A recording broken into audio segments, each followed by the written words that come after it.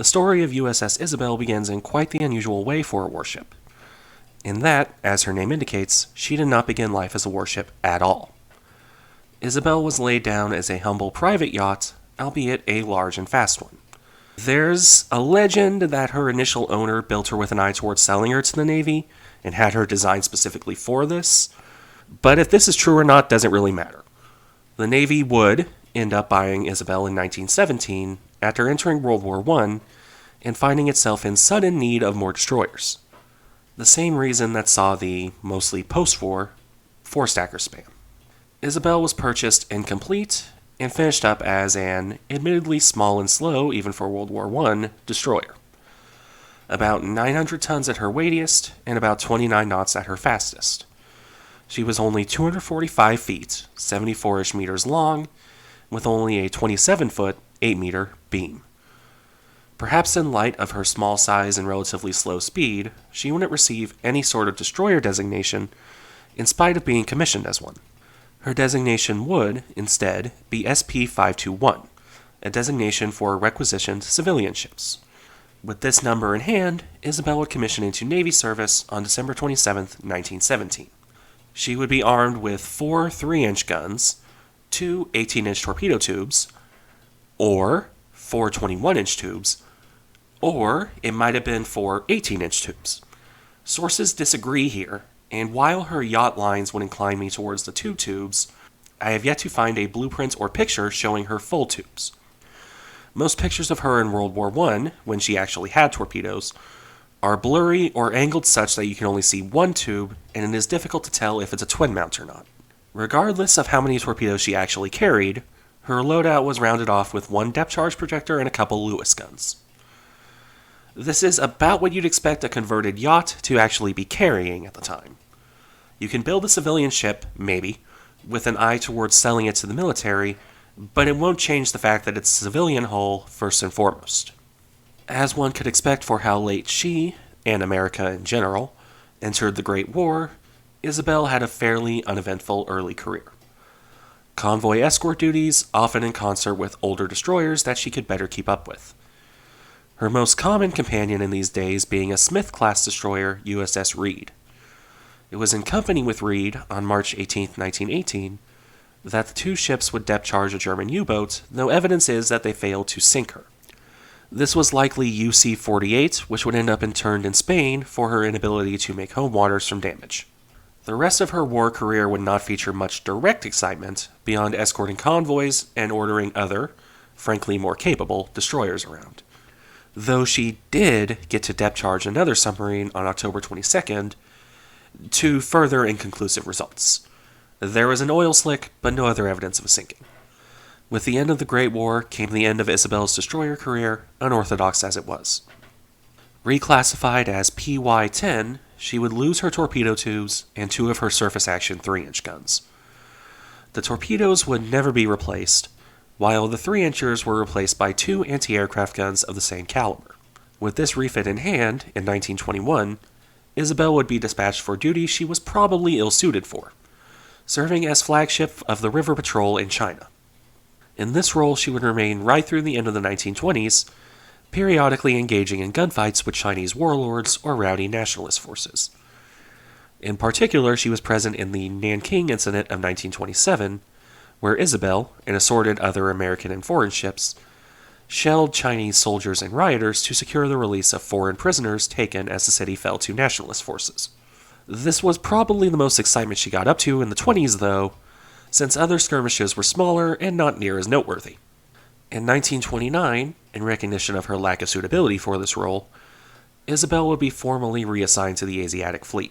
Here she would remain for most of her remaining career, though it changed less than you would think. While formally rebased in Manila in 1931, Isabel would still spend the lion's share of her time in various Chinese rivers and ports. There were times when she would spend an entire season in Manila or the like, but she still spent most of her time in Chinese waters. Pretty standard duty for a patrol ship in the Asiatic Fleet, to be sure, though one wonders what taking her away from her formal role actually did here. It is interesting to note, though, at various points Isabel was the formal flagship of the Asiatic Fleet. It must have been quite the sight to see a little converted yacht from 1917 be the flagship of a full fleet, even if it was more of a formality than anything. But that was really about it for her service in the 1930s. A bunch of port visits, a bunch of formalities, and not much else. The 1930s were a calm time for American ships in general, excepting some action in the Atlantic, and as an old yacht that was sometimes struggling to hit 20 knots, Isabel was hardly going to be sent across the Pacific for the fleet problems. So it was that she spent the 1930s doing nothing much of note. Don't worry, she'll make up for this when the war kicks off. In December 1941, Isabel received secret orders from the president himself. Specifically, on December 3rd, she would be stripped down and sent off to spy on Indochina to see what the Japanese, massing forces in the area, were up to. In spite of her best efforts, though, Isabel would soon be ordered back, as it became apparent that she was at real risk of running into Japanese forces and getting herself sunk. She got fairly close to Vietnam's coast before this, though, so the former destroyer got to play spy boat for a bit. That being said, the not very secret spy would be shadowed by Japanese aircraft her entire way back to Manila. Japanese aircraft clearly loaded for war. None of them attacked her, of course, and Isabel would be 70 miles from home when the Japanese attacked Pearl Harbor and Clark Field in the Philippines. Arriving back at the Cavite docks on the 10th, Isabel would be present when the Japanese launched a massive air raid upon it. Poor Isabel here. She would be near missed by no fewer than 8 bombs. Though by some minor divine intervention or something, every single one of those bombs ended up being a dud.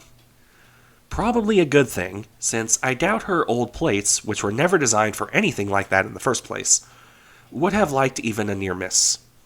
On the subject of miracles, Isabel's ancient 3-inch guns are credited with downing one of the Japanese attackers during this raid. However, as with most of the Asiatic Fleet that could still sail under their own power, Isabel was ordered to the Dutch East Indies at this point, to relative safety from the air raids. There's a story that as she left Manila Harbor, Admiral Hart literally stood up and shouted orders at her, from a barge no less, that her crew needed to paint her still blindingly white sides to a much more muted gray. Again, as with many things involving Isabel, it may or may not be true, but the crew did do this overnight, using mops and brushes to completely change how their ship looked. After arriving in the Indies, it was back to the same duty that she had undertaken earlier in the Great War: convoy escorts and submarine hunting. She performed these duties admirably considering her age, possibly damaging the Japanese submarine I-55 in one incident. But the situation in the Indies was rapidly falling apart, and one decrepit old yacht was not going to change that. Isabel was ordered to escort convoys to Australia to escape the rampaging Japanese. In so doing, she would be lucky enough to find a squall to hide in when the marauding Japanese sank many of the ships trying to flee from the doomed islands. Isabel might have seemed to be one of the lost, in fact. She would only turn up in Australia on March 7th with severe storm damage. Her old plates buckled and her deck fittings torn to shreds. She had something like 100 rounds of ammunition and only 2 hours of fuel left in her tanks, which really goes to show how close she became to ending up lost at sea. Isabel's war, however, was over. While she would be properly refit, including raking her funnels, and fitted with proper anti-aircraft weapons, the war had long since passed her by. She spent the remainder of World War II on training duties in Australian waters, something she was far better fit to perform. Post-war, worn down and outdated, she'd returned to the United States. USS Isabel, the yacht that became a destroyer, would be decommissioned in February 1946 and scrapped in March of the same year. She lived almost 30 years of military service. That's no mean feat for what, in the end, was a simple yacht that had some guns slapped on. Thank you for watching. I apologize for my voice still being a bit iffy, but if you like the content, remember to like and subscribe, and I'll see you in the next one, hopefully with a better voice.